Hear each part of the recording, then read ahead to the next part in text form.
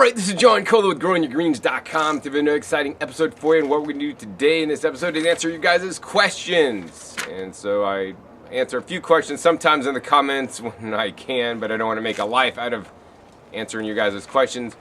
But I do have a way you guys can get your questions answered. If you go to the discussion tab on YouTube, on my Growing Your Greens page, you could actually put your question there, or you could click on the About tab and you could actually send me a message on YouTube. I pull those questions so that they'll go into an episode like this. The other way that you can ask me a question personally is I have a Fiverr campaign, so for just $5, of which I get $4, you get to talk to me for 10 minutes. And I'll answer any questions I can on the phone with you. I know a lot of things, I don't know a lot of things also, but it'll be fun just chatting nonetheless. I've been having a challenge keeping up with giving everybody a call back since I've been so busy and have so many things going on, but I try to fit and call people back when I have some time available. So without further, and I'll put a link down below to that so you guys can do that if you want. And without further ado, let's get into today's questions, alright? Treva Barnes asked, "Hi John, I live in Western Maryland, downtown Frederick, and I'm looking for rock dust. The quarries in this area have limestone. Is that good for my garden? I have red clay soil in my attached flower boxes and most of my yard, and want to prepare them for growing edibles, herbs, flowers, and others that will still look nice for the front of my house. What items do you recommend to maximize my growing potential? I make compost tea, plan to buy worms to introduce to the boxes, and cover with fabric and mulch to protect it from the birds. Any other tips you can give are appreciated." Alright, Treva, so I just recommend what I show in my videos, basically making a really rich soil blend to put in your boxes, especially in containers or raised beds. You need to make sure you have really good soil. So I do recommend getting, some kind of compost mixture. Try to seek out some really good fungal dominated compost. It's very important, and because if you're gonna have boxes like raised beds, then it's not as critical. But if you're having smaller container boxes, then it's important to have, make sure the soil drains well, potting soil mix, because it basically is kind of an oversized large pot. I mean, other than that, I would just say watch my videos for my tips. I would recommend, also adding some worm castings in there as well, and of course the rock dust. So to get rock dust near you, I recommend everybody check out the website azomite.com, and there's a little tab that says where to buy. Click that tab and you could see where in your area rock dust is available. For you, it's I think a feed store called Southern States in Frederick, and they should have it there. If they don't have it in stock, they should be able to special order from their warehouse. So that's really cool. And yeah, check out my videos and good luck. Alright, next question, BT. "Hey John, I love watching your videos. You're an inspiration and really charismatic." Thank you. "I live in Alabama and wondering if you could do a video on growing organically in the southeast US. I've had a veggie garden for about 3 years, but every single time my handful of squashes, cucumbers, beans, etc. get decimated by insects, squash vine borer, cucumber worms, cucumber beetles, and fungal diseases. How do I avoid these issues without using pesticides? I use neem plus salsuds for pest fungal infections, vermicomposting, even my own mix of pokeweed tea. None seem to work for more than a few days to combat the problems. The only thing I've had luck growing is quinoa, LOL. Thanks for any help you can give me." Alright, so I need to say that I've never grown anything in the southeast United States. I'm from the southwest. Maybe move. Things are a lot easier to grow out here. Right? Cucumbers, I mean, I get a few bugs, but hardly anything, and it's a lot easier to grow. But nonetheless, there is a solution for you guys without moving. I would recommend and encourage you guys to find people in your area that's growing successfully. And these are probably some of the practices I could imagine they do, because I have traveled to, Florida and seen how other places grow foods amongst my travels in the U.S. And there's always something you could do to prevent damage that you're getting. So, number one is I would do is grow proper varieties. There's certain varieties of squash that are not affected by the borer squash vine or whatever vine bush were. And so that's really cool. You could try that, and also grow different varieties to outsmart them. You know, if you keep growing cucumbers every time and it's not working, you could try to figure out how to make it work, or you could grow another kind of crop that's similar, that's you know, they're not going to attack. So I would maybe likely try this one called Ashitaba, or Bolivian cucumbers. They may be resistant to those guys. The thing I would do is I would enclose them. So, you know, put hoop houses over your raised bed and put like a remade fabric cloth, so it kind of helps keep it cool. Maybe even some shade cloth like I'm sitting under right now. But make sure it's completely enclosed. Like, you wouldn't leave the front door of your house open so burglars could come in and rob you, and you don't want to leave your plants exposed, you know, so the bugs can get them. So build some kind of structure around them to keep them out. I mean, that's probably what I would do. You could sit there and try to find organic things to spray on them and get rid of them, and you could try to use traps and all this kind of stuff. But I don't know, that can be an uphill battle. I haven't had to, you know, go to battle with those particular insects myself, so it'd be interesting if I did, to see what specifically I would do. I know there's a way to do it, and you know, just remain passionate about finding an answer, and you'll find it. But just keep trying new and different things, and try new and different crops. So pick up like a, you know, Baker's Creek seed catalog, and besides quinoa, start ordering different seeds and just start planting them out and see what the heck happens. Also, you know, check with other local organic growers in your area and see how they're combating it. I mean, that's probably my best answers that I could give, having never grown in your area before. All right, let's see. Next question is from John Perez. Man, great videos. I can always find one of your videos that is helpful and relevant to what I'm looking for, but I'm stumped and would like anyone's input on this. I planted some Swiss Chard. Well, that's what it said on the seed packet. Said, I know Swiss Chard is salty and purple. Mine is salty, but not purple from what I understand. It's supposed to be purple, so is this chard or something else? All right, John, well, if it came in a packet of Swiss Chard seeds and it's from a reputable seller or dealer and it had a picture of Swiss Chard on it, it's probably Swiss Chard. Like, Swiss Chard comes in many colors. There's like a rainbow Swiss Chard. The main leaves are always like, you know, green, and then the stalk and the stems could be different colors. You know, I've seen like a pink, green, yellow, red. I don't know if I've ever seen purple.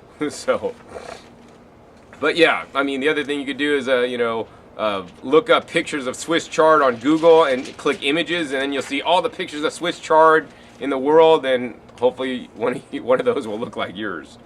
All right, and if it's not Swiss Chard, then hey, post down below the seed company, because then they put the wrong seeds in the pack, which is possible. Be asinine, but possible. All right. So let's see. 7 Monkey. Hi John, love your videos. Been subscribed for a year or so now. I have a question about blossom end rot. Mostly heirloom tomatoes, and occasionally my peppers will suffer blossom end rot. From what I understand, it is a calcium deficiency. I was going to treat it with milk, but the cost of milk makes it painful. I do, however, have some powdered milk I bought for camping. Would that be okay to use that? It may even help the thirsty insects go away.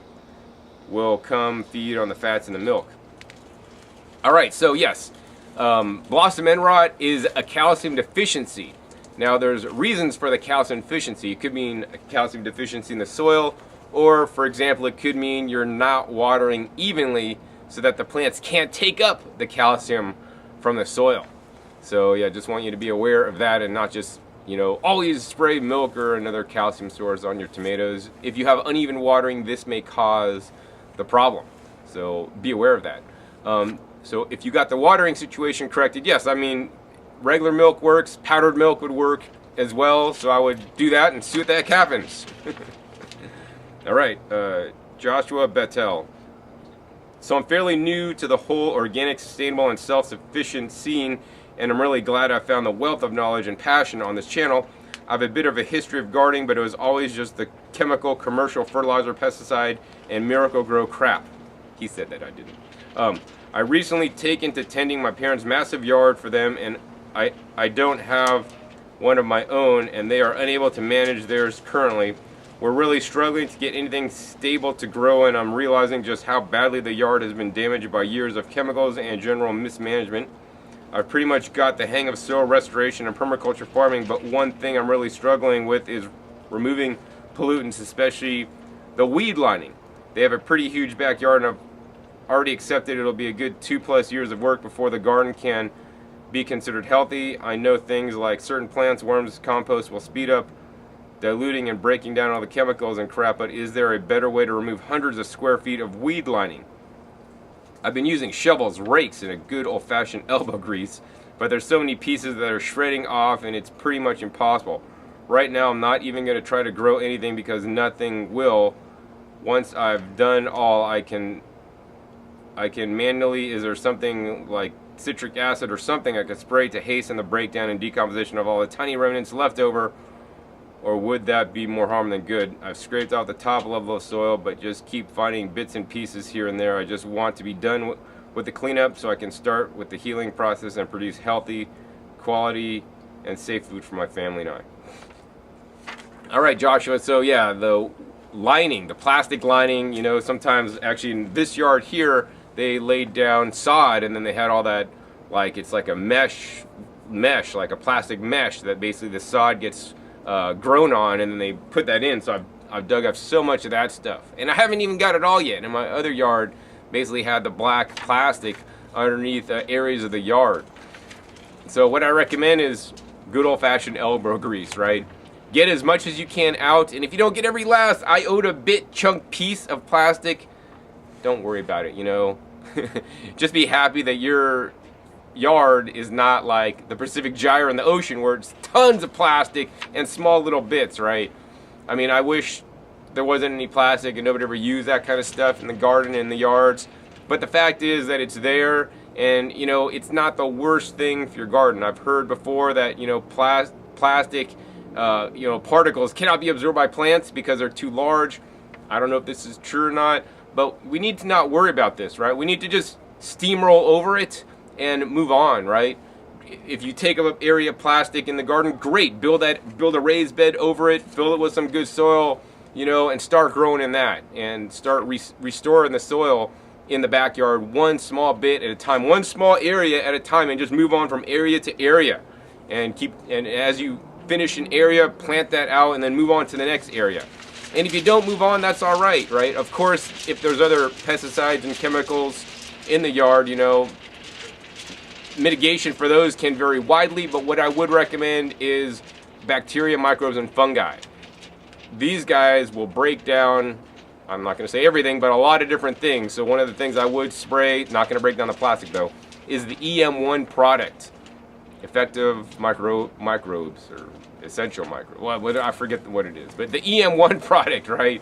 And other compost teas, but I would like to use something kind of stronger like the EM1 for, you know, heavy doses of, you know, maybe not the best soil. To bring back the soil biology, you know, and add things like compost and the rock dust and the worm castings and all the things I recommend, and slowly but surely you'll recover that into a more organic and natural backyard. So yeah, I'm glad you're doing this for you and your parents, and hope more people jump on the bandwagon like you. All right, next question is from Jen Greza. Hi John, I've been watching your videos for a while and have hardly ever missed one. I want to ask your opinion on raising iron levels while eating raw. I've always suffered from anemia or low iron. I currently take iron supplements and incorporate lots of spinach, kale, Swiss chard in my diet.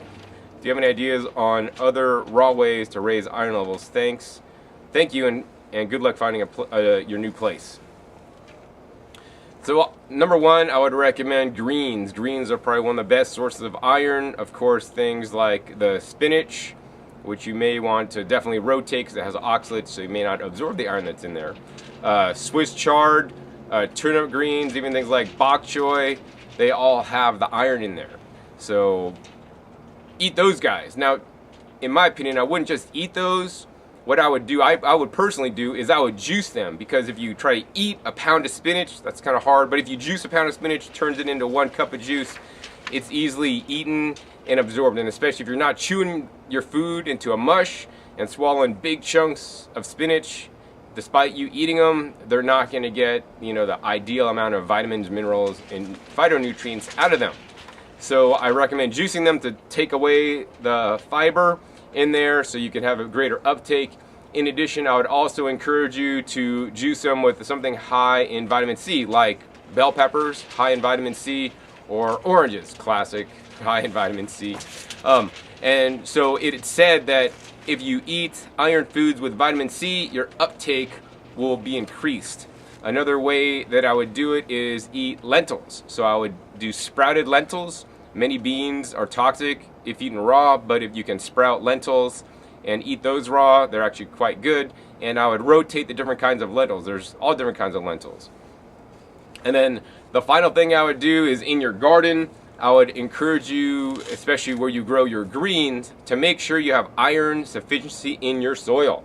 Because if you think you're growing greens and you don't have enough iron in your soil, if there's not enough iron in your soil, the plants aren't going to take up the iron, and when you eat the plants, you're not going to get the iron consequently. And this may be a huge problem in modern agriculture where they may not be supplementing the iron, and there are reliable declines in food grown in the commercial system, whether that's organic or conventionally grown produce items, because the soils are getting poorer and poorer because they're not being built. And that's what I teach you guys in my episodes, is how to build the soil so you guys have the highest, quality food, so you guys could be the healthiest, because it all comes down to the quality of the food you eat. And I want you guys to eat high quality food to be a high quality person. All right, so yeah, minimally check to make sure you have proper iron levels, and then add iron as needed accordingly. All right, so those are my tips. Hope it helps you out. All right, getting down to the last couple questions.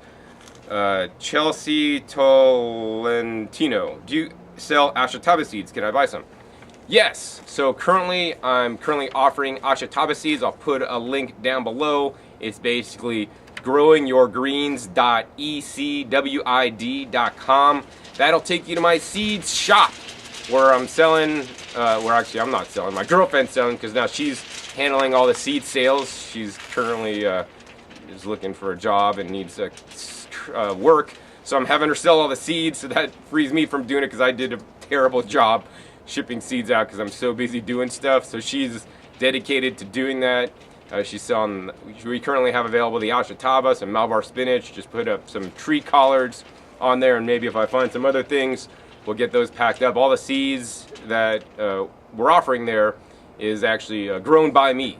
So I'm not offering seeds like grown by anybody else. They're all my seeds that I hand harvested with my own 2 hands, and are offering to you guys so you guys can get some of these rare varieties. So yeah, check it out. Let's see here. Next question is from Saurav Mantreo. Hi John, I am a beginner gardener. I've never done gardening in my life before. At my local nursery, they have 2 types of soils. 1, premium garden mix is a blend of soil, sand, ash, fine barks, and duck manure. Number 2, veggie mix is a blend of soil, sand, ash, bark fines, mushroom, compost, cow manure, and duck manure. I have inherited an established garden from the previous owner. Now what I am trying to do is to top off the soil throughout the garden, which can also benefit from various manures in each soil listed above. My garden contains stuff like citrus, areca palm, lavender, mango, and a veggie patch. Which one can I use to work through the whole garden, throughout the garden? All right, so, on tests, I always like to have, there's option A and B. I like to think option C, or neither of the 2. I mean, those sound all right, and of the 2, I would get the veggie mix and just put that everywhere. But don't just go to your local nursery to find the best soil, right? The best soil may be at a different nursery. So I would investigate all the nurseries or all the places that sell soil in a, 20, 30 mile radius around you, whatever is that you feel comfortable with. This is what I've done every time I go to buy a load of compost or soil. I'll go to all the different places and inspect all the bag products, and more importantly bulk products that are a lot cheaper, and see which one makes the most sense for me, which one has a nice range of nutrients, which one has more microbial action proven by food soil web testing if they have it, which one kind of looks, feels, and smells like more rich, deep, and black to me, instead of light and sandy like many composts in this area are like. And then I go with that. So yeah, that'd be my recommendation for you. I would also recommend checking my other videos, and besides just adding a soil mix, you know, add some extra things to that soil mix. Like I talked about earlier, the rock dust, one of my favorite things to add. I mean, you could add soil humates, you could add worm castings, lots of different things. I've used a lot of different things here, but yeah, the main thing is get a good high quality compost and try to source a fungal dominated compost if you can. That's quite rare, and that would help especially your trees and palms more than a standard bacterial compost, but that may be hard to find. But if you have a lot of garden space and area, also start mulching with wood chips and let that break down over time, and you create your own fungal dominated compost. All right, we're down to the last question today. Good thing, because it's getting dark. Christopher Skiacure. Hi, Mr. Kohler. I keep hearing that we need vitamin B12 and that the only source is meat and dairy products. How do you and other raw food vegans get your B12? Regards from Norway. Christopher. All right, so Christopher, the thing is this, like, based on my research and what I've learned, vitamin B12 deficiency is not just a vegan problem, it's a entire world problem at this point. Meat eaters, vegans, vegetarians, whatever you eat, you know, a good percentage of people nowadays, no matter their diet, are B12 deficient. This is a very big, huge problem. And, you know, people selling supplements would say, supplements are the answer. And so, right, you know, supplements are a modern answer to an age-old problem. And so I do take a supplement. I encourage all you guys out there, no matter your diet, to take a B12 supplement and not depend that your meat will have B12 unless you're checking it and testing it. You don't know. So I would take a supplement. It's a very cheap insurance policy. And I take a supplement with 3 different forms of B12 in it, which is quite good, because there's some people don't absorb certain kinds of B12. But there's a greater, bigger, more sinister picture involved, right? The way would have naturally got B12 like hundreds of years ago, before all this pollution, contamination, soil degradation, is water holes. In water, in naturally occurring areas in water that has been unpolluted, there's naturally occurring B12 in the water. You know, there's no place in the cow, the pig, the meat, the goats that make the cheese. There's no place in the cow's body that actually makes B12. The B12 is produced by what? Bacteria. It's bacteria that get in the water, and they basically, for lack of a better word, poop out bacteria. That's simple. I mean, they poop out B12. That's a simplified version, of course. And so then you drink the contaminated water with the B12, and then we get it. Or the cows and the sheep drink the water that's contaminated with B12, and they get it, right? And then it just stays inside them, and then when we eat them, the meat or the cheese or the eggs, dairy, whatever, we're getting the B12 secondhand. So that's not where it actually came from. But the problem today is that, you know, there's all these, you know, CAFO, you know, confined animal feeding operations that are feeding animals corn and soy. And these corn and soy are grown on genetically modified crops and conventional fertilized crops that don't have the bacteria, because big industrial farmers, they don't want any bacteria. They want sterile soil. They're just, you know, drip feeding the specific nutrients they want. So the huger problem is because the soil sterilization, and because we're getting rid of microbes at alarming rates and degrading the soil and losing soil fertility, we're also losing the vitamin B12 that would be created by the bacteria in the soil. So in pasture, for example, if cows are eating grass and there's good bacterial activity in the soil, cows are eating not just the grass, because they're not very perfect and don't have knives to slice off the grass and not eat any dirt. They're eating the dirt, the roots, and all this kind of stuff, and they're getting some of that B12 contamination when they eat their food. So that's how they get B12 in an ideal situation. But just because a cow is pasture raised doesn't mean it's going to necessarily have B12 in it, because they might also, you know, finish it with grass, but then start it with corn and soy, which may mess up your gut, which may mean that they're not uptaking, you know, certain vitamins and minerals properly. So anyways, to make a long story short, this is like all my research that I've done over the years and all this stuff. I'm really passionate about this topic. But basically, we need to bring back the microflora in the garden. We need to replace and make sure we have, you know, huge populations of bacteria because it's the bacteria that make the B12. Some people would say, like vegans might say, oh John, just don't wash your produce and you're going to get some B12.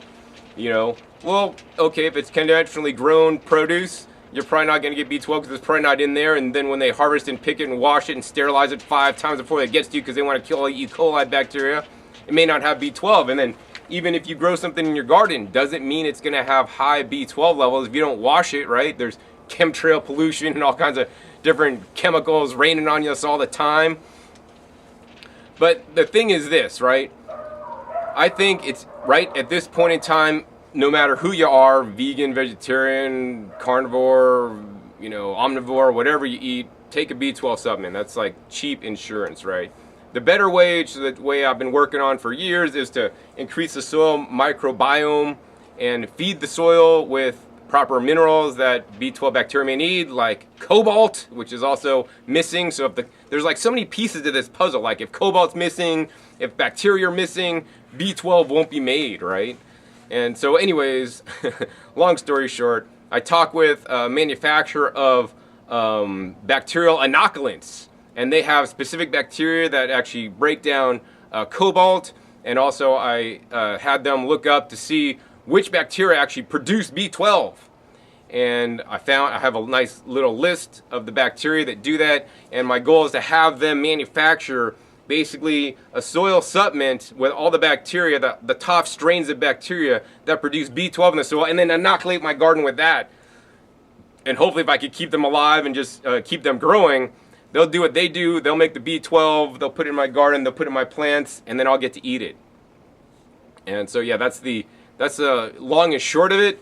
I mean, certain plants will take up more B12 than others. Like I have Ashitaba grown over there. Ashitaba is said to take up B12, as is some palms. So there's some certain palm sugars that may have B12 in it as a plant-based source, although a lot of products like seaweeds or spirulina that people say, oh, it has B12, they have B12 analogs, which registers B12 when they do the testing, but then when you take it, it actually doesn't convert to B12 in us and actually may block the absorption sites. So that's a whole nother topic. So yeah, anyways, I've gone too far on this. Basically, the answer is soil fertility in the end. We want to make sure we have the bacterial, the proper minerals in the soil, and that's why I'm so into bacterials and minerals and stress those, and different, you know, micro life in the soil, microbes, fungi, all these arthropods and all these things in the soil. It's really important to create a system like we would have in nature, because we've gotten so far away from that. So hopefully that answers a little bit more than your question. I kind of feel like my dad, when I was a kid, my dad would just like give me an answer and like tell me more than I want to know. Hopefully I didn't tell you guys more than you want to know, but I told you guys the information you need to enhance and better your life. You know. So anyways, it's getting dark. I'm getting hungry. I gotta go in and eat some dinner. If you guys enjoyed this episode, hey, please be sure to give me a thumbs up. It'll encourage me to do more Q&As in the future. Haven't done a whole lot lately. Also be sure to click that subscribe button right down below to be notified of my new and upcoming episodes that are coming out every 3 to 4 days. Also be sure to check out past episodes. My past episodes are a wealth of knowledge. I have over 1,200 episodes to teach you guys all aspects of gardening at this time. So once again, my name is John Kohler with GrowingYourGreens.com. We'll see you next time, and until then, remember, keep on growing. All right, this is John Kohler with GrowingYourGreens.com. Today we have another exciting episode for you here, coming at you from the backyard garden here. And every day it's been over 100 degrees, maybe except for last week. There's a